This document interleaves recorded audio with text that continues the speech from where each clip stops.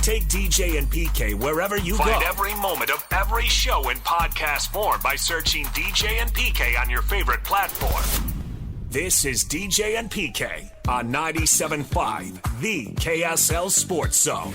DJ and PK, it's time to welcome Cole Bagley to the show. Brought to you by Hercules First Federal Credit Union, growing stronger together. Cole, good morning. Good morning, guys. How you doing? Good. I am curious. Done a little, you can look up the history and see that these next couple opponents here for the Utah Hockey Club have dominated the Eastern Conference, gone to the Stanley Cup 5 years in a row. What have Tampa Bay and Florida done right that the Utah Hockey Club should be trying to duplicate as they go forward? It's a really good question. And I think, when you look at those teams, they got to the top of the mountain in different ways. First of all, Tampa Bay, they experienced pretty much how to do a rebuild, not necessarily perfectly, but how to do it effectively. And obviously, like I said, to win a Stanley Cup. It took them about, I want to say somewhere between 10 to 12 years from the time that they hit the reset button and started drafting, started acquiring assets, to finally, reach the top of the mountain. And, a lot of that, started with who they were drafting. Steven Stamkos is, arguably the most important player that they were able to get through the draft, bring in, develop, and, eventually they were able to build a dynasty. They acquired really good talent, were able to surround him with the right guys. They also, were able to acquire one of the best goaltenders currently still in the National Hockey League. And then, on the flip side, Tampa did it a little bit differently. They were able to acquire guys via trade. They still, were able to draft some good players, but I think what really put them over the top was bringing in a guy like Matthew Tkachuk. And, when they were able to really create an identity as a team, which was physical, in your face, just bully type of hockey, they dominated their way to the Stanley Cup last year.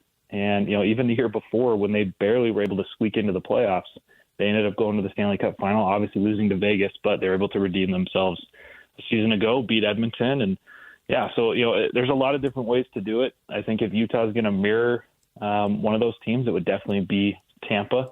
Hopefully not the length of the rebuild necessarily. I mean, I guess if you were to ask me in, 6 to 8 years, if Utah was guaranteed a Stanley Cup, if they just mirrored the Tampa Bay Lightning, I'm sure everybody in Utah would say yes. If you're going to mirror one team, it's definitely a team like Tampa that not only has won a couple Stanley Cups, but they're just so dominant every single year. Then the intriguing part for Utah becomes that they've got the talent because we've seen them do well. We've also seen them stink, the other night, obviously, with the blowout loss. So for management, how do you think they go about accomplishing that as they have a nucleus of young talent, but they know, the level of consistency maybe isn't there, but the talent is there, combined with what's available out there that they would have to give up to expedite it a little faster? Yeah. I think, first of all, if you look at what this team has done since they hit rebuild, it's been progress every year. The first year they hit the rebuild, I think they were in like the low 50s in terms of points. The next year they stepped it up by about 10, and then by about 5, and then 10. And then, they're on track to, again, take another about 10-point leap in the standings, if they're able to finish, where they're projected to here over the last 11 games. So that progress is there. And something that Bill Armstrong has said is, you can't make Logan Cooley and Dylan Guenther any older. As much as you want to plant that seed and you want to nourish it, you can't make it grow any faster. That's kind of the terminology that he likes to use there. So for the team that they have right now, it is going to take some more time. Like you mentioned, you can't make your star players, get older any faster. So some more time. I think we're going to see the development of those two players really take the reins and lead this team in a really positive direction. To me, they definitely have, star potential and potentially superstar potential. But then in terms of what the front office can do to maybe expedite it a little bit is what they're already doing. They were able to clear their books a little bit by trading the Shea Weber contract, opened up an extra almost $8 million on top of what they already had. The cap is increasing, which is good for the Utah Hockey Club. And so, I think they're going to take some swings this offseason. They have the ability to go and pay a very good player a lot of money, potentially more money than most other teams are going to be able to. And so, if they can bring in another star, another consistent scorer, another person that, is going to put points on the board for them consistently, this team, I think, would go from, borderline playoff team to what, that's how I describe them this year. They were close. It doesn't look like it's going to happen, but they're still right there, to definitely making the playoffs. And it's hard to put out guarantees, but based on what we've seen this year, if they're able to add a really good talent a season from, this off season, I think that would push them to certainly making the playoffs. At least that would be, the expectation. So everything's going, according to plan. It's not like they're underperforming or anything like that this season. They're taking steps in the right direction, and you can see what Bill Armstrong is really trying to build. Right now, what do you think the one thing this club could really use? You said, go pay a big player. So what do they need? One player, what is the hole to fill? That's a really, really good question. I think if you're looking at it from in terms of what spot they might want to fill, it could be a second or third line center. Somebody that's a little bit more consistent, a player that's going to assert themselves more in front of the net, play a little bit more physical. But when you look at some of the free agents, there has been reports that there were two guys that Utah was really interested in. That was Mikko Rantanen and Mitch Marner. Well, Mikko Rantanen is now off the table. He was traded from Carolina at the deadline to Dallas, signed an extension. So that's not a player that Utah can try and go get. But Mitch Marner, who is set to become a free agent, he's a very good player. He's top 10 in terms of points in the National Hockey League. Very close to Clayton Keller. I think he's up almost at about 80 points. So this is a guy, and he kind of matches the timeline. He doesn't necessarily fill the position that you're looking for, but when a player like that is available, if you can get him to agree to a contract, an all-star player, this is a guy that, shined early on in the Four Nations tournament for Team Canada. It's a guy that you sign. If he's willing to come to Utah, that's a guy that you take regardless. So it'll be interesting to see if they are able to, bring a guy in like that. But like I said, position-wise, if you're not able to get a big, really big name free agent, you got to look in terms of, a second or third line center who's going to maybe be a little bit bigger. That's just something that Utah has lacked a little bit this year is size and dominance. And so that would be something that I would expect them to try to go and find. What do you think is going to happen with Ingram? Another good question, man. You guys are just full of them this morning. That's a tough one to answer. He's a guy that has been very open about his mental health struggles, and he's taking care of himself, which I think shows a lot of courage. I think it, especially being a professional athlete, to be able to say that he's not okay and have to step away from the game that he loves to go take care of himself. And this isn't the first time, this is the second time. And I can't blame the guy whatsoever. He has mental health issues, as he's, been public about. And then his mom tragically passed away, and his mom was, very, very important to him, very close to him. So for right now, I'm not entirely sure. I think that's maybe a question that we'll have an answer to a few months from now. Is Stauber capable of being the backup, and that probably means playing at least 20, maybe 30% of the games? So I'd have to see how they break it down. Or if Ingram isn't coming back, do they have to go get somebody?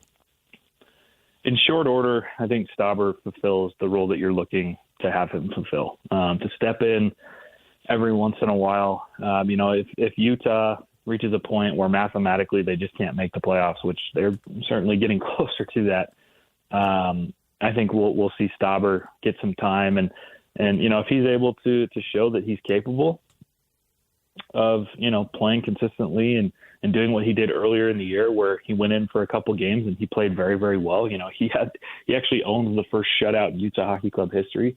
If he can replicate some of those performances, it might be something that the front office really needs to consider moving forward. But with Ingram, he's been in the NHL for a while. He has proven that he can, when he's at his best, he can be a very good goaltender. And so I would imagine that the plan is to obviously keep Amelka as number one, and if and when Ingram is ready to come back, to make him more of that number two, and just go from there. But yeah, if Ingram is out for even a longer period of time, Utah probably needs to figure out a way to go and bring in a more consistent number two goaltender, because right now I just don't think that Stauber has the full collection of work to prove that he's capable to be that number two moving forward. Who's the one player that is the toughest who you would not want to drop the gloves against on this team? Man, you guys are rolling them out today. Kesselring? Goodness. I probably would lean towards Kesselring, and not, I think that Liam O'Brien and Jack McBain are pretty tough in their game, but based off the fights that we've seen, Kesselring's a little scary. It's funny because he said he doesn't really like to fight. That's not really part of his game. But when, he received a dirty hit earlier in the year, I think it was against Toronto, and he decided to drop the gloves. He dominated that fight. He was able to land some punches, and not just, in good spots, but I think how quickly he was able to, take control of that scrap, and just beat the guy senseless is that's not a guy that I would want to go out. And his height too. Yeah, you got to have some size too. Yeah, that kind of eliminates Carcone. Yeah, he's a scrappy guy. Right. I don't know that I'd want to face him either. But he's small. He might be small, but it's not necessarily the size of the dog, but the size of the fight in the dog, and that's a guy that too I would stay away from. See, I think to add a little flavor to the game, they should have 3 judges like they do in boxing and have a score on each individual fight and have a winner. So we know. You say he got the better in that situation. Well, then I want that to be a stat. Whoever wins gets a point too. Second goal. Even put a point on the scoreboard? Oh, yeah. That'd be interesting. Even a half point, just so there's no ties. I'm not willing to go that far yet. Maybe try it out in the minor leagues. I think what you're saying with the stat is it just becomes this point of discussion for talk shows. Yeah. Yeah. And I only care about me. Stuff. Right, yeah. Yeah. And the players talk about it. Oh, heck, they don't want to lose. Exactly. If you're getting judged and you get beat. Hey, did you see that fight in the Islanders game? Right. They may not go to the ice so quick. Quick then. They may want to extend it because they know, hey, I got to get a knockout. I'm going to lose on a decision here. Well, did you guys see Lamoureux fight this year at all? No. Well, he was there such a short time. I remember, but I can't remember specifics. Yeah, so he got in a fight in a rookie tournament, and then he had one fight, I believe it was against St. Louis while he was in Utah. Yeah. This is a dude that stands like 7 feet, maybe 7'1" on his skates. It's almost like when he's fighting, it's like Big Brother is beating up Little Brother. They can't reach him. He's so tall. He's up there so high. Even guys that are standing, 6'4", 6'5" are having a tough time reaching Lamoureux because he's so big, and then his arm reach. He's keeping these guys at a distance, and then he's just landing blows. That too is a guy that I would not want to face on the Utah Hockey Club. What, if anything, can be done about all the visiting fans? The players love the atmosphere, but it is also clear. And I've been going to Jazz games for a year, and when the Lakers show up, and whoever's hot, right? If the Celtics, like the defending champs, so they're going to show up. The Bulls, back in the day, they'd show up. But you could count on your hand 2 or 3 teams that could really take over the arena. I can't even it seems like every time I go to a game, and I've probably been to, 6 or 8 games this year, Calgary had a ton of fans there. Detroit just had at least 2, maybe 3,000 fans there. Chicago, same deal. Can anything be done about that, or is it always going to be a case of 20% of the place is visiting fans? Look, here's my thing with this. Anytime you play an Original Six team, no matter where you are in the league, there's going to be a ton of opposing fans, whether it's Detroit, Toronto, New York, Chicago. Those teams just attract because of, their history. I mean, some of those teams have been around for more than 100 years. Those are going to bring a lot of fans. So, and that's consistent across the league. You go anywhere and, if your team is playing, an Original Six hockey team, you can bet that there's going to be a good amount.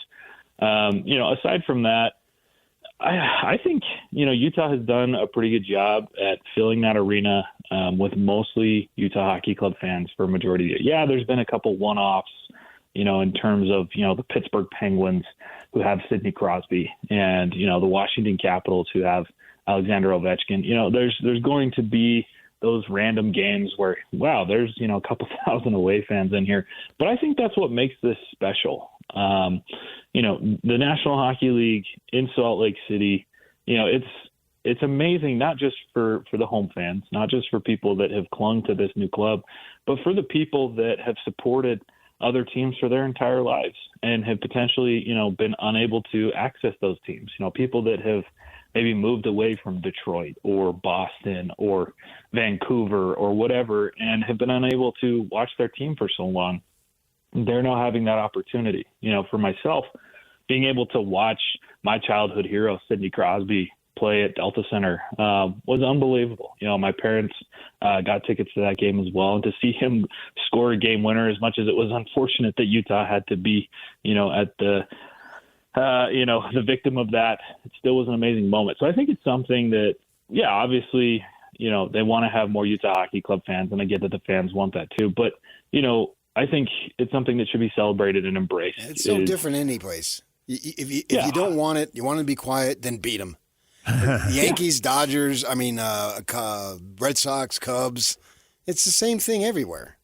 Yep.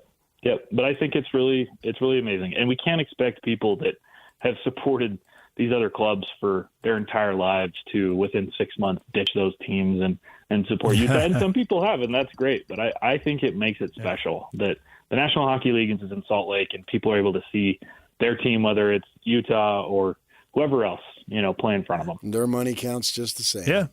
And I suppose some of those fans are probably coming in from Boise or Phoenix or wherever.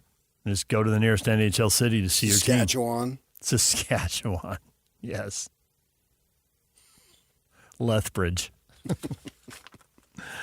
All right, Cole, we'll leave it right there. I think we're all out of good questions. Got nothing but bad questions from here on out, so we'll just cut it off. We'll just stop. Yeah, you really need to pace yourselves with those questions. That was a doozy today. We'll see if I can recover. Well, I'll personally make a commitment to suck next week. all terrible questions next Thursday, Cole. Look forward to it. Yeah, looking forward to it. All right, thanks, Cole. Cole Bagley, Hockey Insider here at The Zone, joining us once a week.